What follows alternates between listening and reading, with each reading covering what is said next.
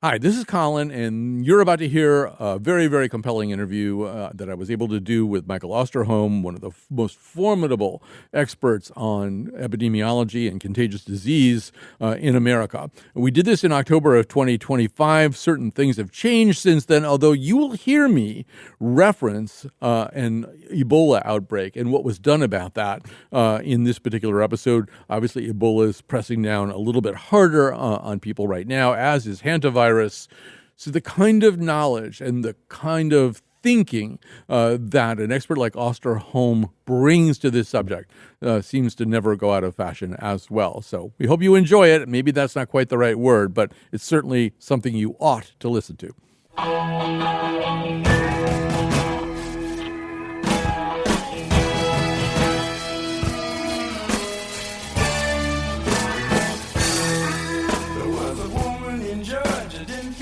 Right. She had fever all day and chills at night.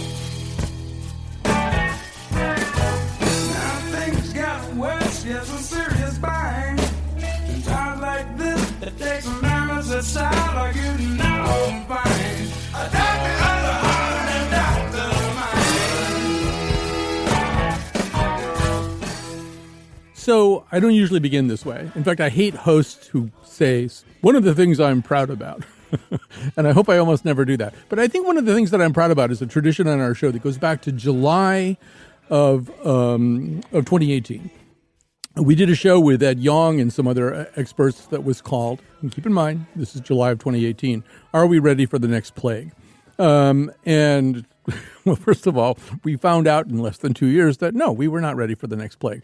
But since then, we've really tried to cover this. We covered it during the worst and the next to worst of COVID, and we continue to be interested in it. So the other thing I'm going to tell you is that we're in the middle of one of those public radio fundraising drives where they interrupt and ask you to pledge. We're not doing that today because I really think potentially this episode might be the most important episode we do all year.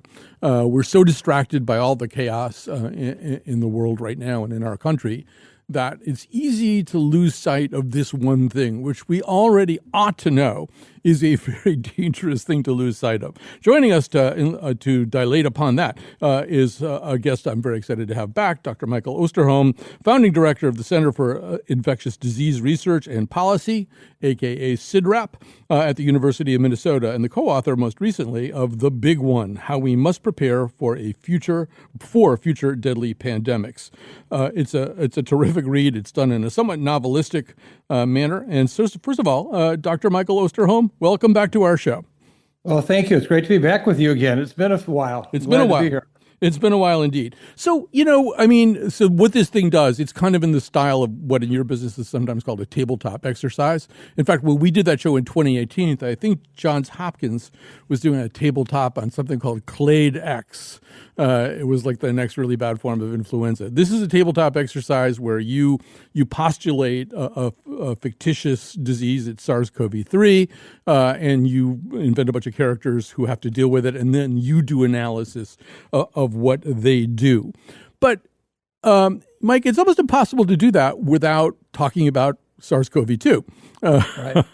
And, I sometimes think that SARS-CoV-2 could have been a very grim kind of gift to humankind in the sense that it was very contagious, but the case fatality rate wasn't off the scale like, Ebola or MERS or something. Mm-hmm. It was a more complicated disease than it initially presented as being. It was just a respiratory disease. It did other things.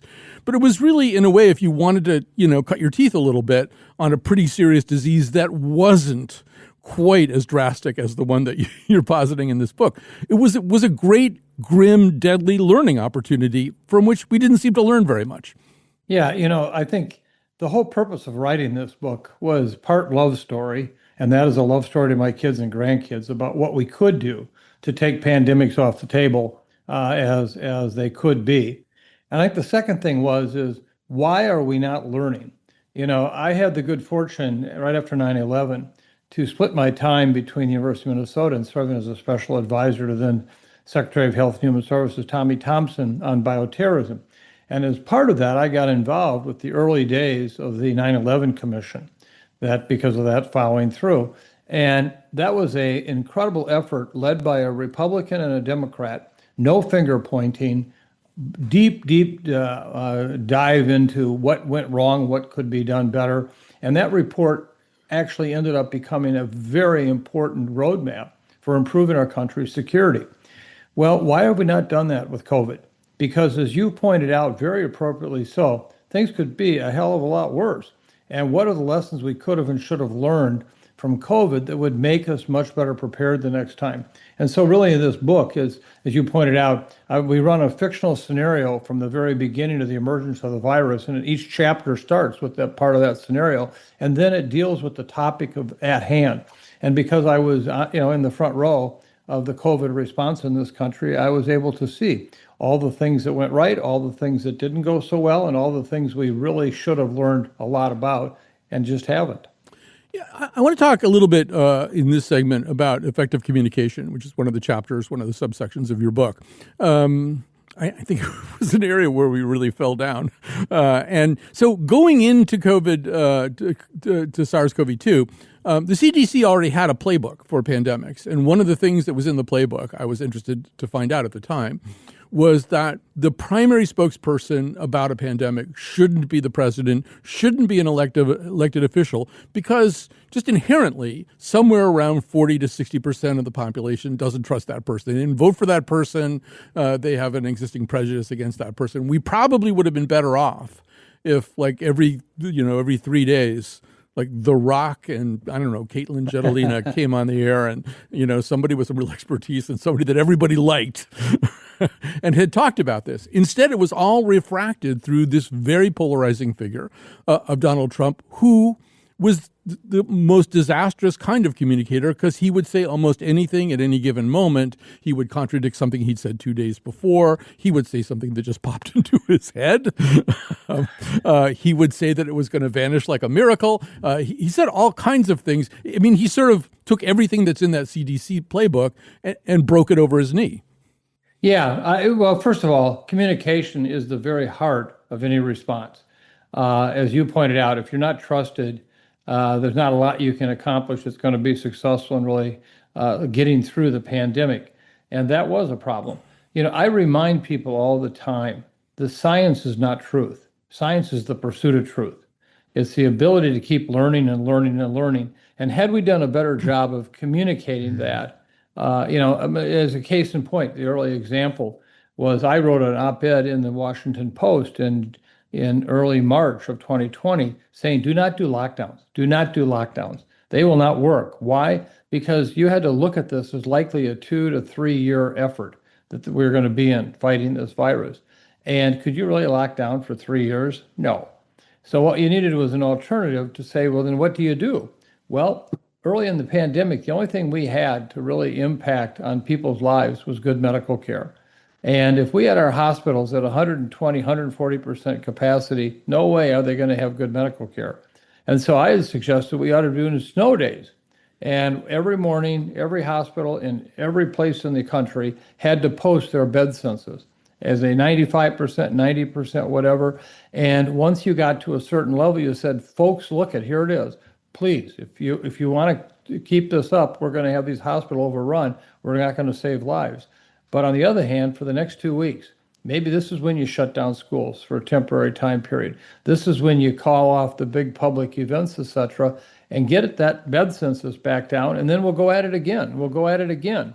But we won't basically have this idea that somehow if we just protect ourselves from a while. And when you think about the idea of a lockdown, people were approaching it like it's a hurricane. It's going to last 16 hours, and then we're going to go into recovery. No, this is going to last 3 years.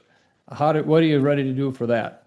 Yeah, I love that idea of yours, the surge capacity idea. I think, first of all, because it becomes a local decision. People tend to know local officials or mayors, state reps, governors. They know those people better. They've seen them in person. And it's something that people can picture, too. People can picture gurneys out in the hall or gurneys in the parking garage, or they can picture an overcrowded hospital that's not able to take care of people, and they don't want that.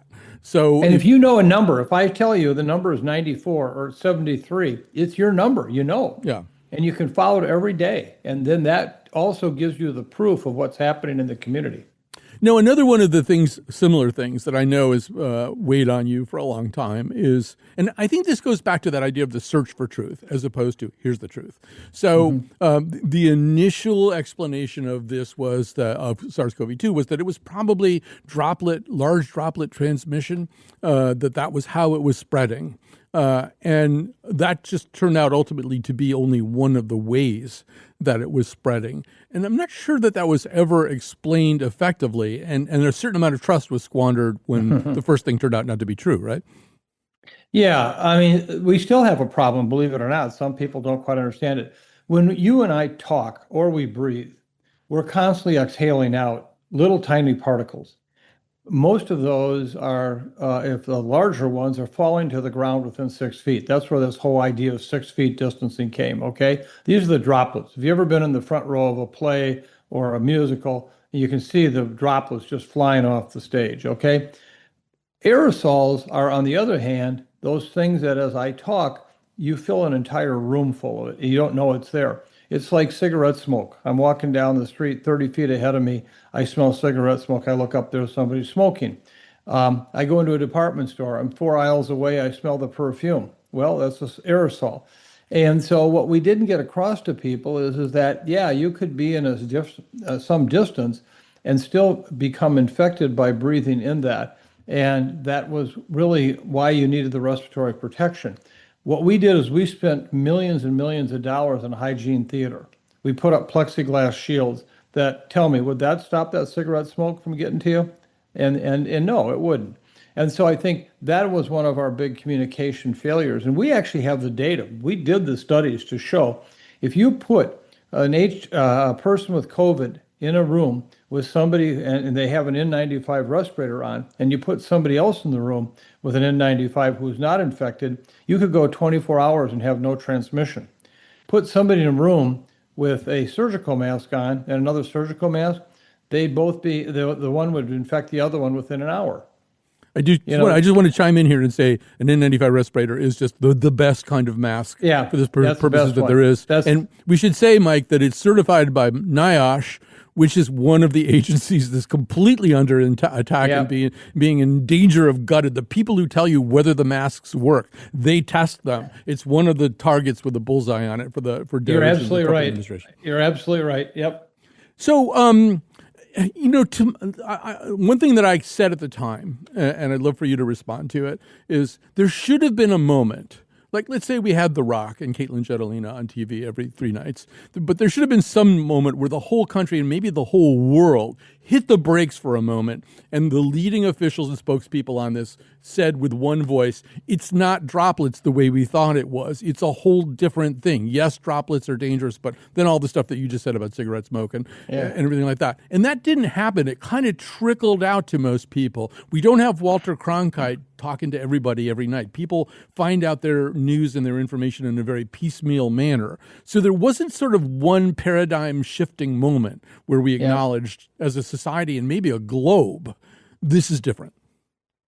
You know, it was interesting that the chief scientist for the World Health Organization left the WHO a year and a half after the pandemic began. And on her exit interview with some media, she said, when asked what was her biggest challenge, she said how badly we handled the airborne transmission issue at WHO. We got it wrong. We kept saying it was droplets and not aerosol. And I think that's the huge challenge we have. But, you know, I have to tell you, I mean, a good example, I had laid out on Meet the Press for Chuck Todd on a Sunday morning why, just before Omicron hit, we were going to have this major increase in cases, widespread transmission, unlike anything we'd seen. And the next day, Nate Silver just took me to the cleaners, you know, for being scary, et cetera, et cetera. 55% of the deaths in the entire pandemic happened after that moment when I was on. And so we even had media who basically had a almost, you know, a preferred explanation for everything. And one of the lines in the book is that some of the very best stories I read on COVID were in the New York Times. Some of the very worst stories I read on COVID were in the New York Times. And so, you know, it was also the quality, I think, of the kind of media coverage. And, you know, there were a lot of people who were doing this that weren't informed like you are. I also wonder, one of the things that I've thought is that, people who are great scientists and people who are great epidemiologists and people who are great researchers and maybe even people who are great clinicians, they don't necessarily talk the way that people think. They've been trained a little bit differently. That's why your cigarette smoking image, that analogy, is very easy for people to grasp. And for example, when people, like lately I've had people saying to me, I don't know if I should get the COVID shot. I mean, I don't know. Nobody seems to be getting it. And I don't know that many people have had it. And what I say to them is, you probably don't know anybody who's gone through the windshield of a car lately either. But you put your seatbelt on every time you get in your car because the price of being wrong about it, the price of not doing it and then having the other thing happen is so freaking high that you'd be crazy not to put your seatbelt on. And that's kind of how I think about COVID shots. But I communicate professionally. I think sometimes it's a struggle for some of the people who know the most about this to share what they know in an intelligible way to the average person. Well, and by the way, I love your analogy on the windshield. You nailed it with that. But, I was born and raised in a small Iowa farm town. And I've come to learn that in the main street of that town, there's one restaurant, a major restaurant, the S&D Cafe. All the business people from a couple blocks away get there together for coffee every weekday at 10 o'clock. And I've come to realize that if I can't sell something to the 10 o'clock coffee club at the S&D Cafe, it ain't going to sell. And so from my perspective, that's how I've always tried to approach my communication issues, is just that. And to me, you don't have to use highfalutin words or complicated concepts to get across. The windshield is a great concept. It makes sense. People say, oh, yeah, you're right. Can I do another one for you? Because I'm talking to Mike Osterholm right now. This stuff might get reused by you, and that would make it much more influential. Here's one of the other ones I do, because people go, oh, wait a minute, I got the COVID shot, and then I got kind of sick. I got an infection. And so I thought it was like a force field or something, and I wasn't going to get stuff like that. And what I say to them is, picture your upper respiratory tract, your nose and air passages up there, as kind of a gate area at Charles de Gaulle Airport, okay? And so the virus can get into the gate area. It can get into that preliminary area. And what the virus wants to do is catch a cab into Paris and party. But Paris is your whole body. The virus wants to get into the rest of your body. And what the vaccine kind of does is ideally it'll keep the virus stuck there, waiting to pick up its luggage in the gate area while you get on more or less with the rest of your life. Because I think people didn't understand. They thought, oh, there'll be no more infections and no more transmission if I get this vaccination. And that's not how it works. No, and it's interesting because if you look at our vaccines in general, there are those in childhood, mumps, measles, rubella, that are really good at preventing you from getting infected, from being infectious, or getting sick. And those clearly are of a category that often have lifetime immunity associated with them. But other vaccines are not that good, but they still have a very critical role. Influenza and COVID vaccines are examples. Today, neither of those vaccines are necessarily going to prevent you from getting infected or from being infectious. But we have clear and compelling data. They have major impact on, do you develop serious illness, or you need to be hospitalized, or do you die? A 70% reduction in deaths for me, that's worth a vaccine. And so I think that's what we have to get across to people, is that don't hold them to the same standards as childhood vaccines, but what they do is really important. So I'll take 3 days in bed anytime versus dying. So I think one of the things that you discovered, and we all discovered, but maybe especially you, is that the new media was not functioning quite the same way as the media that we were used to. Journalism had changed, podcasts had changed things. You're a very brave man. You went on the Joe Rogan show, I think, more than once. Twice, okay. And, one thing about Joe Rogan is, if 99.9% of the auto mechanics in America say you should change your oil in your car regularly, 3,500, 6,000 miles, whatever, somewhere in there. And there was this one tiny group who said it was a conspiracy by big oil to sell more oil, and you don't need to change the oil in your car. Joe Rogan is going to book those people because that's what he deals with. That's what he traffics in, these kind of counter narratives that are often very small groups of people. So you were in the unenviable position, I think, of representing the broad, large scientific consensus on a show that's way more interested in these little niche boutique ideas that are conspiratorial in nature. But I don't know. How do you think it went? How do you think your Joe Rogan visits went? Well, first of all, I have to acknowledge right up front, and I say this with great humility. In early March of 2020, we get this call from the producer of the Joe Rogan podcast to our office asking, to talk to me, wanting me to come on the air. I wasn't there at the time. But so I get back, and the staff of, a number of graduate students I have and so forth, were all excited about this. And I said, who the hell is Joe Rogan? What's a podcast? I mean, talk about being a loser. I was a loser, man. I didn't know that. So I was convinced I should go do this. I was also warned that he could be difficult. He was tough in the sense that he asked hard questions, but I found he listened and he respectfully relayed to played the information I dealt with. The second time I was on, a year and a half later, it was even more interesting because I took a graduate student with me to share this experience. And he was outside the studio as we were in the studio recording. And we got to a point of disagreement on something. And I just said, well, that's not what it was. It's not the case. This is it. I said, listen, I got a graduate student out here with his computer. I can pull it up right now for you. Okay. So we took a break. A break. Went out, brought this guy in. He was like, in heaven, pulls out the computer, shows it to Joe. We resumed the program, and Joe acknowledged, yeah, okay, you were right. I felt like as long as I presented the data to him, he treated me, I think, with respect, and I appreciated that.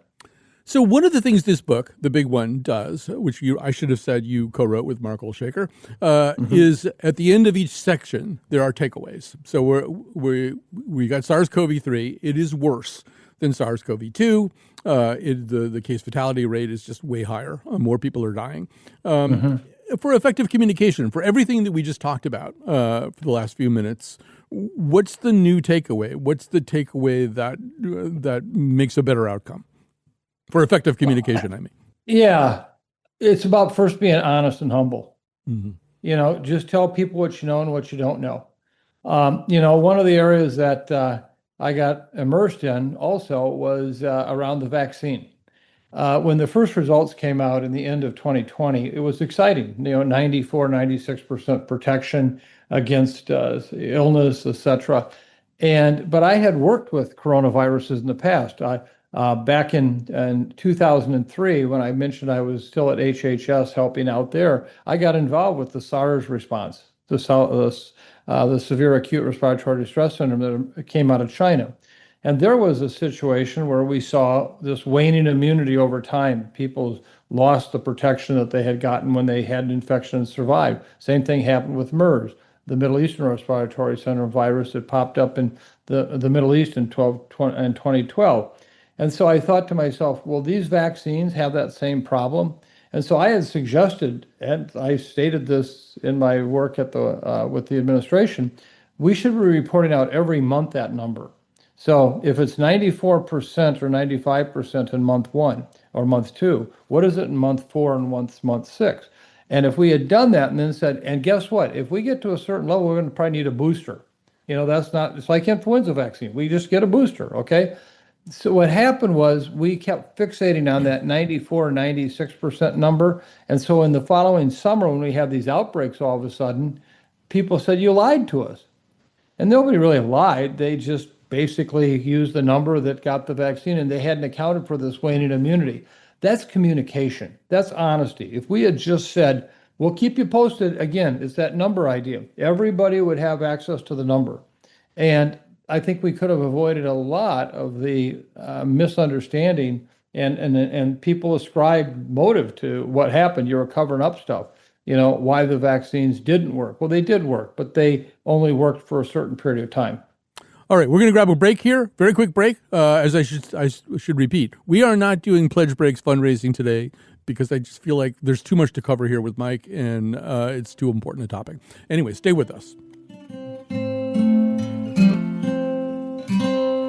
Don't let us get sick. Don't let us get old. Don't let us get stupid, all right. Just make us be brave. Don't make us play nice. Let us be together tonight.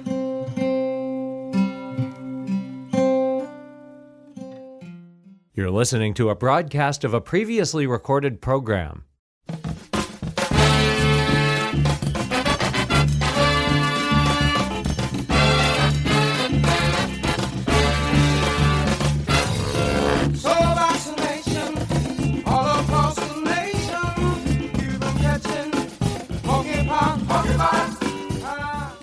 So we are talking today with Dr. Michael Osterholm. He is an epidemiologist. He's kind of new to the field, only 5 decades, I think, so far. He's settling in. Founding director of the Center for Infectious Disease Research and Policy, CIDRAP, at University of Minnesota. The co-author most recently of the big one, How We Must Prepare for Future Deadly Pandemics. So, Mike, in doing this kind of tabletop exercise, you settled on another novel coronavirus, SARS-CoV-2, but you had a wide range, a Sherwin-Williams paint display of options here. Because, I mean, as you point out, if we were to think of, a pandemic virus or a pandemic pathogen as a cake, the mixing bowl is already there, and most of the ingredients, we just haven't popped it in the oven yet. The way that we live now, it means that we are going to have probably more of these things. But can you explain why that's the case? Yeah. Well, let me just first basically justify the reason why we use the number we did, because then that'll lead to the answer you asked the question to, is when you look at SARS-CoV-2 or COVID, it killed basically about 1.5% of the people that got it, okay? However, it was highly infectious. Well, if you go back to SARS, this severe acute respiratory distress syndrome, this killed upwards of 15 to 20% of people, but most of the people were not very infectious. They had a couple of super spreaders that took a longer time to control, but we got under control. Then along comes 2012 with MERS. And here now we had a similar situation as SARS, where a camel started spreading the virus in the Middle East. And at that time, that was not that infectious. You had some high-risk people, but generally not a problem. But it killed up to 35% of the people. Lo and behold, fast forward to 2025, we have now found bats in China harboring these viruses that have the mechanism for transmission like COVID, and have the package of genetic material on board to kill like we see with SARS and MERS. And so, we assumed this was a 7.5% case fatality rate in our made up scenario there. So it wasn't even the worst one, what it could have been.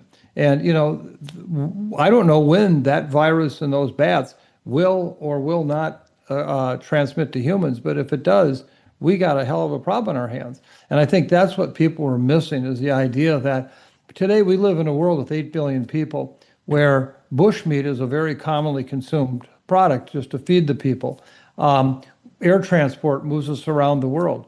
Migratory birds move flu viruses all over the world. Today, the fastest conversion of protein or energy to protein is poultry. Well, today we live in a chicken world where we didn't live that way 100 years ago. Today, chickens remain the very important reservoir for a lot of these avian flu viruses that could be causing, an outbreak eventually in humans of a pandemic. So just the interaction we have, the close contact of people. I remember in the early days of HIV/AIDS, I was in Kinshasa at that time, and they had about 3 million people. Today, it has 24 million people, and it is no urban planning whatsoever. If you go live there, visit there, you can't imagine how can people live there. And so that's what brings us all together in close proximity with the bugs, as well as close proximity with each other. Yeah, and we should say, if you're just tuning in, by the way, there isn't a SARS-CoV-3 thing happening right now. Although, as Mike just pointed out, basically it's there to be happening in bats. It's one spillover or one massive spillover away. But yeah, you had other choices. Back in 2018, when we did our first show about this, most people thought it was probably going to be influenza, just another a different clade of influenza. And then we were taught that a coronavirus could do it. There's other stuff around. DRC's got a Ebola outbreak happening right now, I think. There's a lot of things that could come. Could I add some comment to that? Yes, please thing? do. Please do. You actually raised a very important point. This is another one of those times in my career, and I got myself in trouble. In 2016, when we had the very large outbreak of Ebola in West Africa, over 30,000 cases, it was huge. We wrote a piece. I was the first author, and there was a group of researchers from around the world, Ebola virus experts. And we hypothesized that we would have to watch closely for the possibility of airborne transmitted Ebola. And everybody said, "Oh, you're crazy." Well, they forget Richard Preston's book, The Hot Zone, was all about an Ebola virus in monkeys that transmitted widely through a laboratory in Virginia. It was airborne. We actually cited examples in several instances where in laboratories, animals that were at least 30 feet apart transmitted the virus to each other. Well, that wasn't droplets, okay? And it wasn't intentional either.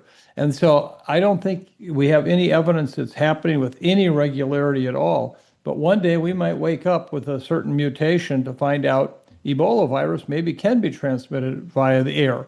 How much, how fast, I don't know. But this is the stuff we have to keep an open mind to. And if we don't, one day we're going to be caught really short on that.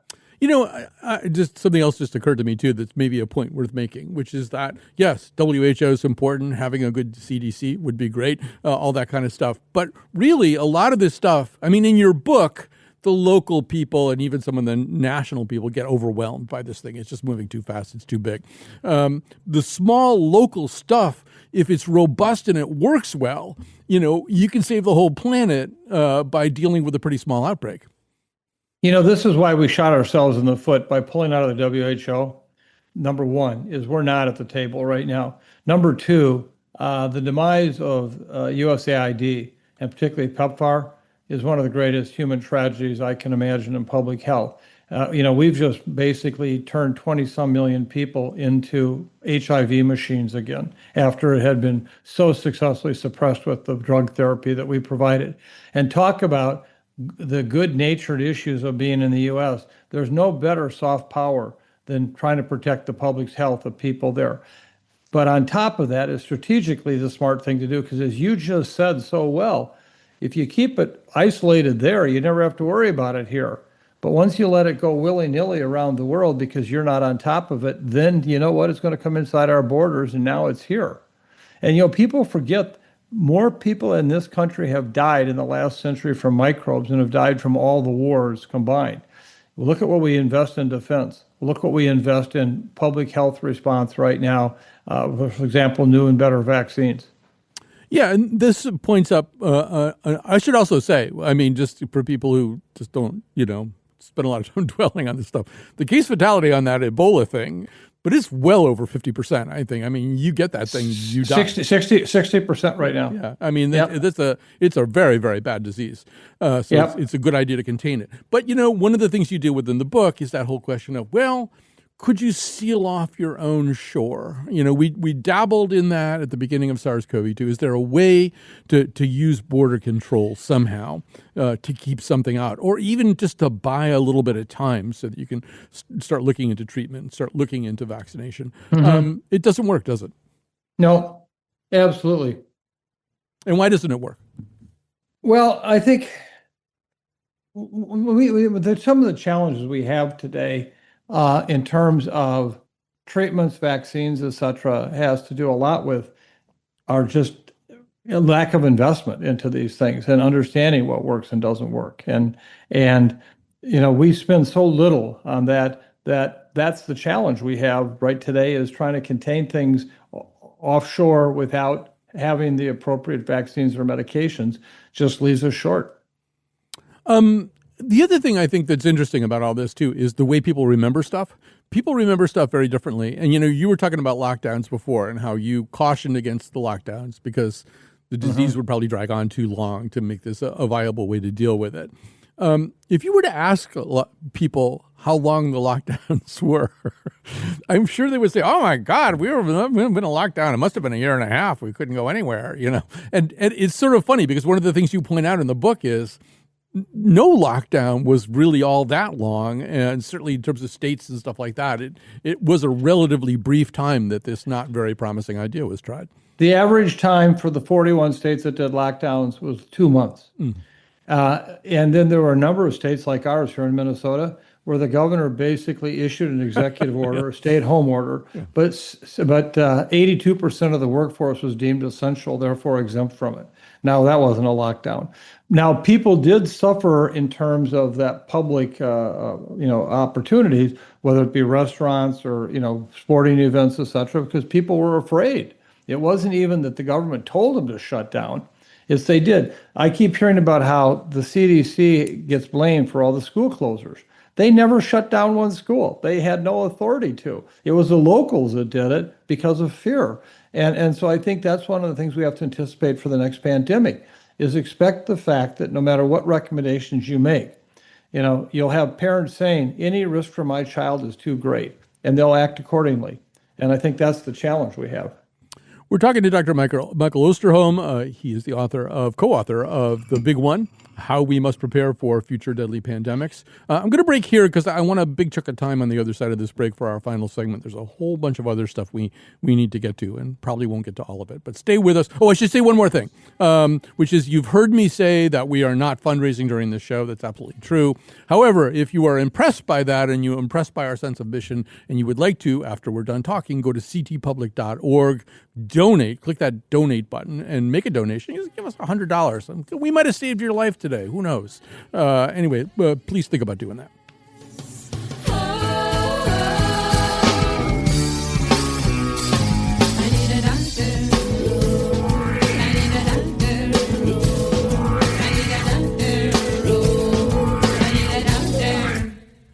I used to wear black.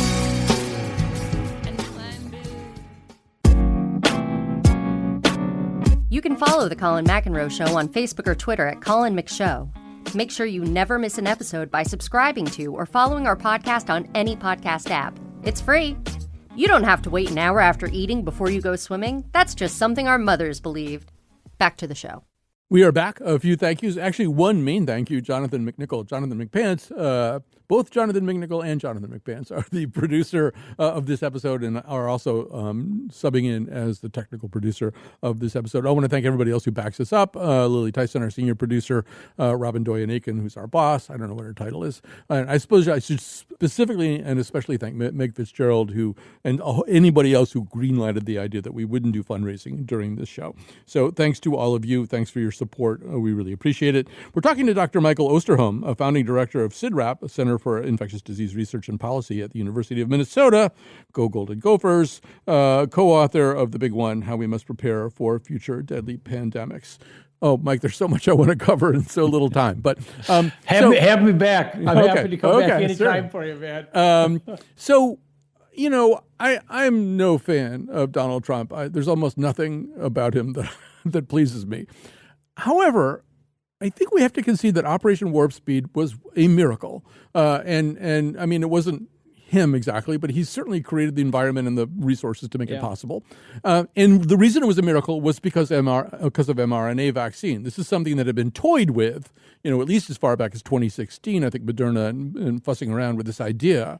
But you suddenly had a vaccine that was scalable so incredibly fast that so much of it got to market. And maybe say a little bit about that. And I know you want to talk about that $500 million, but sort of set up mRNA a little bit better than I just did, and then talk about what they did. Well, what mRNA does is it's basically a very short-lived chemical constituent when you introduce into the body, but it allows basically the cell to set up becoming the factory for making the antigen or the piece of material that you want to develop the protection against. So this is a part of the virus. And what it does is it basically allows yourself to become that factory for a very short period of time, about 1.5 to 2 days. And then when you make that antibody against the the piece of material you just put in there, you now have protection.